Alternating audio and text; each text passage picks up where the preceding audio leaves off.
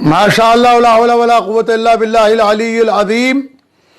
اعوذ باللہ من الشیطان اللعین الرجیم بفضل بسم اللہ الرحمن الرحیم وبہ نستعین والحمد للہ رب العالمین صلی اللہ علی محمد وآلہ الطیبین الطاہرین المعصومین.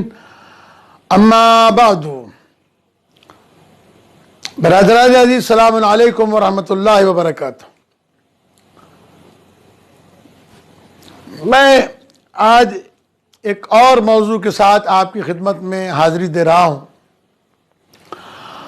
اور یہ وہ کام ہے کہ جو حقیقت دین سے تعلق رکھتے ہیں.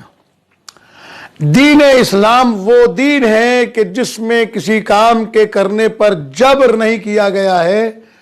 حالات کے بدلنے سے اسلام نے احکامات بدل دیے لیکن مومن کو مجبور نہیں کیا. مثلاً ایک آدمی بوڑھا ہے، ضعیف ہے، جوانی میں روزے رکھتا رہا لیکن اب اس پر بڑھاپا طاری ہو گیا. اسلام نے حکم بدل دیا کہ آپ ضعیف ہو گئے ہیں، اب آپ ایک روزے کے بدلے 14 چھٹانک گندم ایک سا ایک متام دیں، آپ کو روزہ نہیں رکھنا ہے.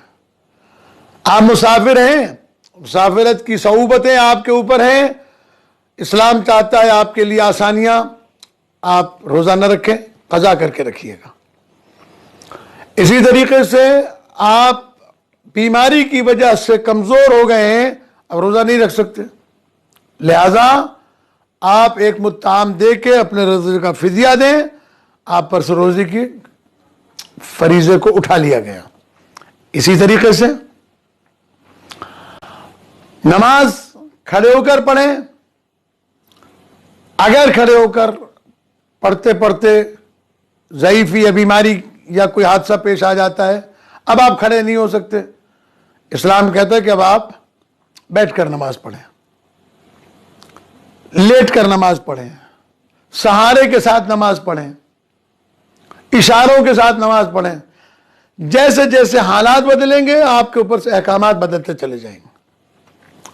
بالکل اسی طریقے سے آپ نماز پڑھ رہے ہیں اول وقت،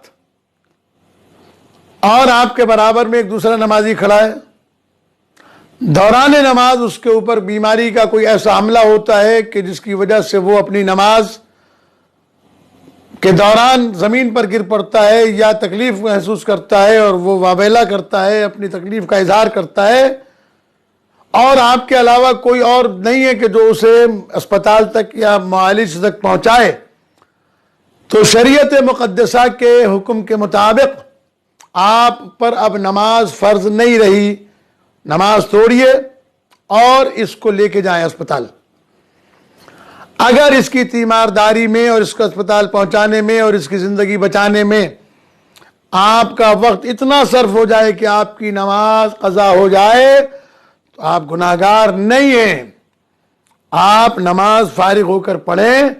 اور اب مزے کی بات یہ ہے کہ آپ نماز ادا کی نیت سے پڑھیں گے، قضا کی نیت سے نہیں پڑھیں گے، اس لیے کہ آپ نے اپنی مرضی سے چھوڑی ہوتی تو قضا ہوتی، چونکہ مرضی پروردگار کے عوض آپ نے چھوڑی ہے، حکم بدل گیا.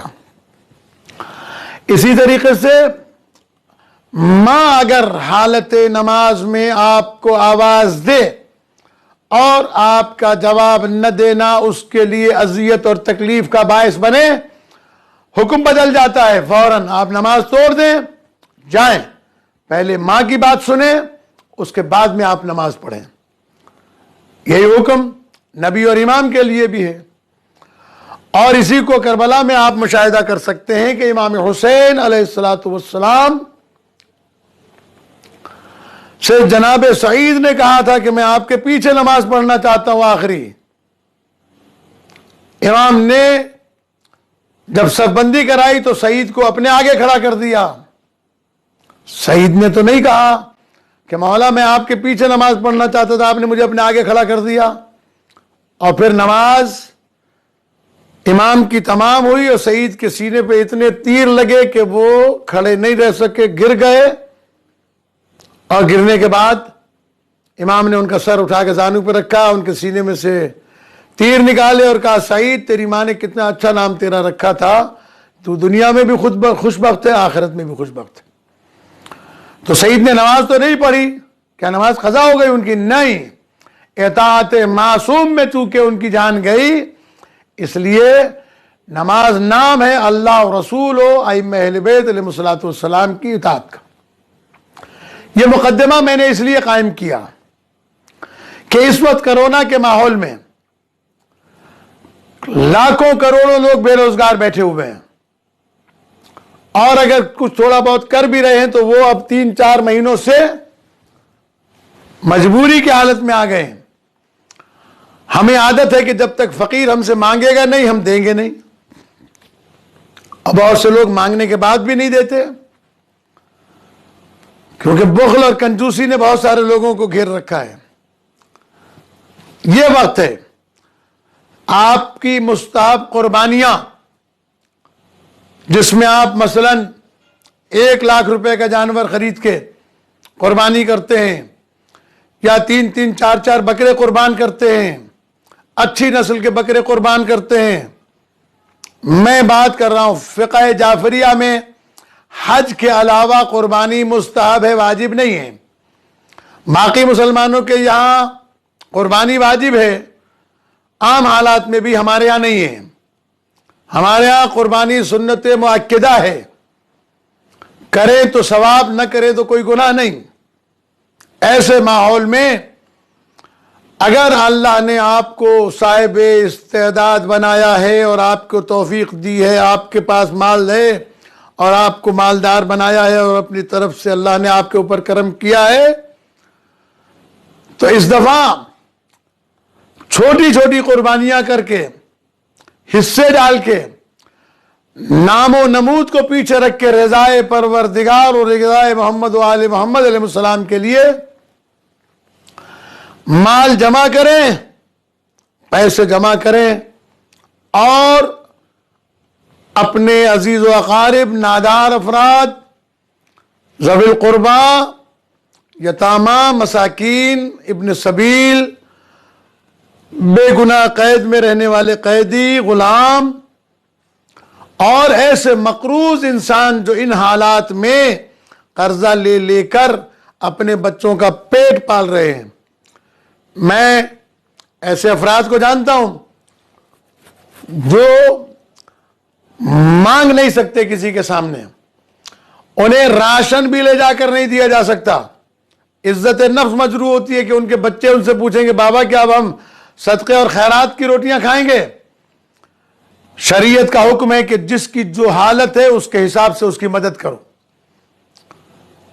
یہ حدیثیں بھی ہیں، روایات بھی ہیں،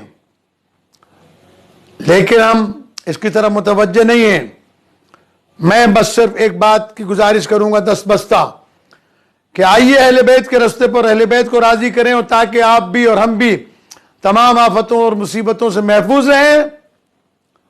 اپنی قربانیوں کو سستا کریں حصے ڈال کر، چونکہ فقہ جعفری میں سنت مؤکدہ ہے، لہذا بکرے میں بھی حصہ ڈالا جا سکتا ہے، اور 1 نہیں 100 حصے ڈالے جا سکتے ہیں، کوئی 7 کی قید نہیں ہے۔ گائے میں بھی، گوشت تو ہم 12 مہینے کھاتے ہیں نا، اپنی مرضی سے کھاتے ہیں، ٹکا بوٹی کا بھی بناتے ہیں، کباب بھی بناتے ہیں، اور چپلی کباب بھی، اور شامی کباب بھی، اور کڑھائی بھی، اور مٹن بھی، اور پتہ نہیں کس کس قسم کے بنتے ہیں، مجھے تو پورے سارے نام بھی نہیں آتے ہیں ساری چیزوں کے۔ ہمیں اللہ نے دیا ہے، ہم 12 مہینے کھاتے ہیں۔ اس دفعہ عہد کریں اپنے زمانے کے امام کو راضی کرنے کے لیے، اپنے حلال پیسے کو راہ محمد و آل محمد میں خرچ کریں گے، ڈیفریزر نہیں خریدیں گے گوشت جمع کرنے کے لیے، بلکہ تھوڑا سا گوشت نظر کے لیے حاصل کریں گے، باقی کے پیسے سے دیکھیں آپ کے اطراف میں کتنے ایسے سفید پوش افراد ہیں جو بے روزگار ہیں، جو ان حالات میں 4-5 مہینوں میں مقروض ہو چکے ہیں، جو اپنے حالات اپنے اللہ اور اہل بیت اور معصومین کے علاوہ کسی کے سامنے بیان نہیں کر سکتے۔ آپ ان کے راشن بھی نہیں لے جا سکتے۔ مجھے کچھ پیسے ملے تھے مولانا شبیر محسمی صاحب اور دیگر مومنین کی طرف سے، ان پیسوں کو میں نے ان مومنین پر خرچ کیا کہ جن مومنین کے یہاں راشن بھی نہیں لے جایا جا سکتا، اس لیے کہ صاحب عزت، صاحب کاروبار، لیکن ان حالات نے ان کو مجروح کر دیا، ان کے گھر راشن بھی نہیں لے جایا جا سکتا، حالانکہ راشن بھی میرے پاس بہت سارے آئے اور میں نے تقسیم کیے الحمدللہ رب العالمین۔ میں بس آپ سے گزارش کروں گا کہ اس دفعہ قربانی میں گائے میں 10-20 حصے ڈال کر صرف قربانی قربتاً اللہ کی نیت سے کریں، ایک ایک بکرے میں 10-10 20-20 حصے ڈال کر قربانی کریں۔ علماء سے پوچھیں کہ جو مسئلہ میں بتا رہا ہوں یہ غلط ہے یا صحیح؟ اگر صحیح ہے تو پھر تھوڑا سا اپنے نفس کو کنٹرول کریں اور اس پیسے کو بچائیں، اور پیسے کو بچا کر اپنے ہاتھوں سے اپنے غریب رشتہ داروں، مومنین، اہل محلہ، پڑوسی، انسانیت پر خرچ کریں، تاکہ آپ کی قربانی بھی قبول ہو جائے گی اور انشاءاللہ پریشانیاں بھی دور ہوں گی، رزق میں بھی اضافہ ہوگا اور انشاءاللہ دنیا و آخرت کی خیر عطا ہوگی۔ والسلام علیکم ورحمۃ اللہ وبرکاتہ۔